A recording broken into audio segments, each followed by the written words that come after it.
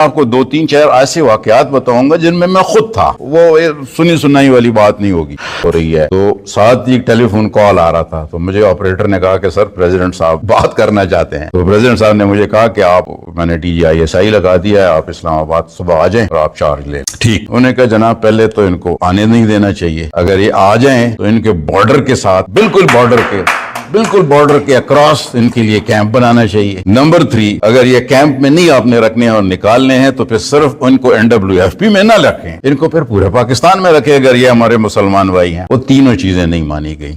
और मैं उस वक्त कोर कमांडर था पेशावर में, तो मुझे उन्होंने कहा जी आप, मेरा ख्याल मुझे नहीं था कि मैं DGISI में आ जाऊंगा। ठीक है, मेरा ख्याल था मैं अभी पेशावर में 7 महीने हुए थे, तो मेरा ख्याल था मैं कुछ साल तो गुजारूंगा। ये हमारी खुशकिस्मती है मेरी, या बदकिस्मती समझे या इत्तेफाक समझे कि बहुत यंग एज से मुझे अफगानिस्तान के मामला के साथ काम करने का इत्तेफाक हुआ कि ये जो सब्जेक्ट है ये हमारी जिंदगी का हिस्सा रहा है। एक हैं जनरल रहीमुद्दीन साहब जो कि चीफ मार्शल आर्ट एडमिनिस्ट्रेटर और गवर्नर बलूचिस्तान है। एक जनरल फजल हक साहब हैं जो कि मार्शल आर्ट एडमिनिस्ट्रेटर और गवर्नर नौशेरा से एक ना खत्म होने वाला फौजी काफिला चल रहा था। उसमें टैंक्स भी थे, गन्स भी थे, हर किस्म की चीजें जा रही थी। तो हम सब ने, बच्चों ने बस से हमने सर निकाले हुए थे और देख रहे थे। एडवाइजर डिफेंस और फॉरेन अफेयर्स हैं, डिफेंस और फाइनेंस हैं, और एक आगा शाही साहब हैं वो मिनिस्टर या एडवाइजर फॉरेन अफेयर्स हैं, और एक अख्तर अब्दुर्रहमान साहब हैं और DGISI हैं। और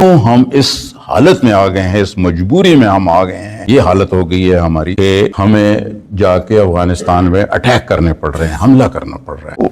अस्सलाम वालेकुम नाज़रीन कराम, आपको मुकम्मल वीडियो दिखाते हैं साबिक DGISI के जनरल की ऐसी तकरीर के पूरी दुनिया को हिला कर रख दिया। नाज़रीन कराम, आप जानते हैं कि पाकिस्तान तहरीक इंसाफ के चेयरमैन इमरान खान से मुलाकात नहीं करवाई जा रही। इस वक्त पूरा मुल्क बेचैनी की कैफियत में है, चूँकि जो उनके मुतालिक खबरें सामने आई हैं उसके बाद तशवीश मज़ीद बढ़ चुकी है। इमरान खान की बहनें रोज़ कोशिश करती हैं कि मुलाकात हो जाए। आप वीडियो देखिए, फिर इस पर बात करते हैं। मुझे इसलिए ये पिछले दिनों में याद आ रहा था कि अभी जो फैसला हो रहा था इनको वापस भेजने का, तो सिर्फ उनको अपोज कर रहा था KP गवर्नमेंट। वही सिचुएशन दोबारा आ गई। मेरे ख्याल में उनको मशवरा उनसे भी नहीं किया जा रहा था, वापस भेजने का भी उनसे कोई मशवरा नहीं कर रहा था, और अगर कोई मुखालिफत कर रहा था उनको वापस भेजने का, तो वही सिचुएशन। मुझे इसलिए ये बात बड़ी उस याद है अच्छी तरीके से कि ये हो रहा था। दूसरा, मैं जैसे मैंने बताया तकरीर का, तो चूंकि मैं नहीं था, मैं आपको 2-3-4 ऐसे वाकयात बताऊंगा जिनमें मैं खुद था। वो सुनी सुनाई वाली बात नहीं होगी।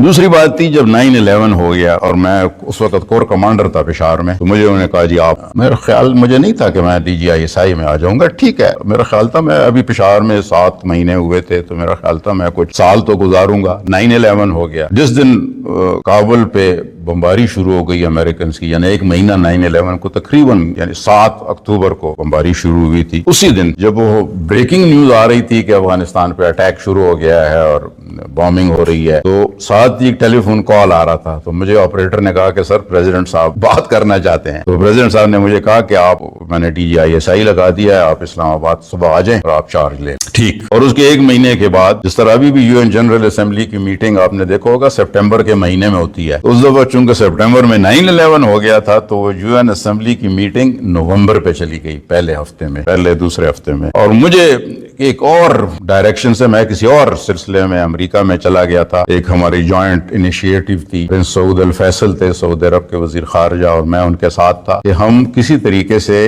पाकिस्तान और सऊदी अरब मिलके एक अमेरिका को, बाकी मगरबी दुनिया को ये कन्विंस कर सकें कि भाई ये जो अफगानिस्तान में जंग है, इसका एक आसान तरीका यह है, इस जंग को ज्यादा, इसको ताकि ये ज्यादा स्ट्रेच ना करे, लंबा ना हो, कि हम ये जो नॉर्दर्न अलायंस आ रही है काबुल की तरफ, इनको काबुल से बाहर रोकें और तालिबान को कहें कि आप काबुल को वेकेट करें और काबुल को अक़वाम मुत्तहिदा के हवाले करें। ये इनिशिएटिव हम लेके अमेरिका गए थे। वहां से खैर मुझे बताया गया कि जी वो अमेरिका ने तो नहीं माना, उनको जब पता चला हम ये बात कर रहे हैं, उन्होंने जल्दी जल्दी से काबुल पे कब्जा कर लिया। नॉर्दर्न अलायंस को उन्होंने घोड़ों पे और क्या क्या दौड़ा के जल्दी से जल्दी काबुल में पहुंचा दिया।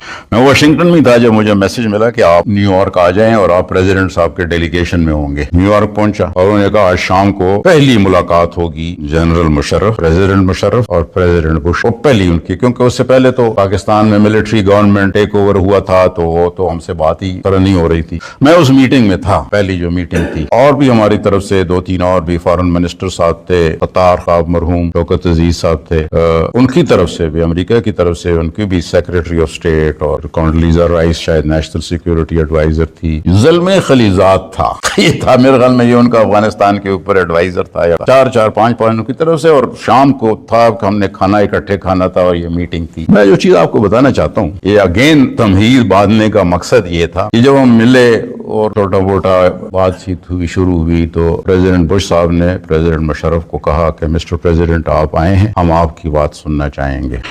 जो पहला जुमला प्रेसिडेंट मुशर्रफ ने कहा था वो ये था कि mister president, there is no military solution in Afghanistan. Afghanistan में कोई मिलिट्री हल नहीं है। आपने ये बमबारी शुरू की हुई है, हमारी आपसे ये गुजारिश है कि जितनी जल्दी से आप ये खत्म कर सकते हैं ये खत्म करें और आप सियासी हल की तरफ चलें। ये पहला सेंटेंस था, पहले अल्फाज जो कहे गए थे वो ये अल्फाज। मैंने क्यों ये बैकग्राउंड इतना बताया? अब आजकल जब मैं सुनता हूँ कि अफगानिस्तान पे हमने उस जगह पे बमबारी कर दी है, बल्दक में कर दी है, इधर ये जो पाक्तिका में हो गई है, पोस्ट में, काबुल पे हुई है, या और जगहों पे, तो मैं थोड़ा सा जरा अपने आप को स्क्रैच करता हूँ, यार ये तो पहला जुमला जो हमने कहा था उनको कि भाई मिलिट्री सोल्यूशन कोई नहीं है, और फिर 20 साल हम उनको कहते रहे कि भाई मिलिट्री सोल्यूशन नहीं है, आप आए ना जरा बातचीत डायलॉग पे आ जाए ताकि मसला हल। तो जरूर स्क्रैच करना पड़ता है अपने आप को याद दहानी कराने के लिए कि भाई मिलिट्री हल नहीं है, वापस आ जाएं, डायलॉग की बात करनी है। अब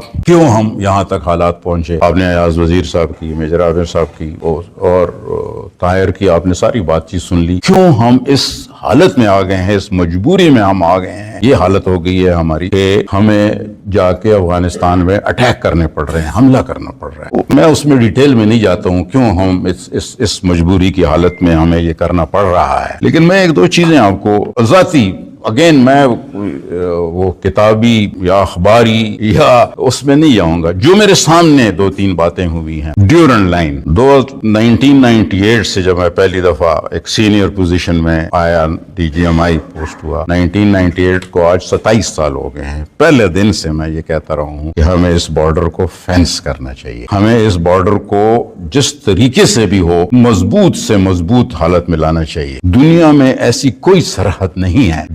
नाज़रीन इकराम, आपने वीडियो देखी साबिक DGISI के जनरल एहसान हक की इंतहाई ज़बरदस्त किस्म की तकरीर। उन्होंने अफगानिस्तान के तमाम तर मामलात पर खुलकर रोशनी डाल दी। आप जानते हैं कि तहरीक इंसाफ इस वक्त ज़ेर-ए-ताब है और उसके साथ खैबर पख्तूनख्वा के वज़ीर आला सुहेल आफरीदी अपने लीडर से मुलाकात करना चाहते हैं। 4 हफ्तों से ज़ायद हो चुके हैं, इमरान खान से उनकी फैमिली की भी मुलाकात नहीं करवाएगी। अब तहरीक इंसाफ वाज़ेह इंदिया दे चुकी है कि हम एहतजाज के लिए निकलेंगे।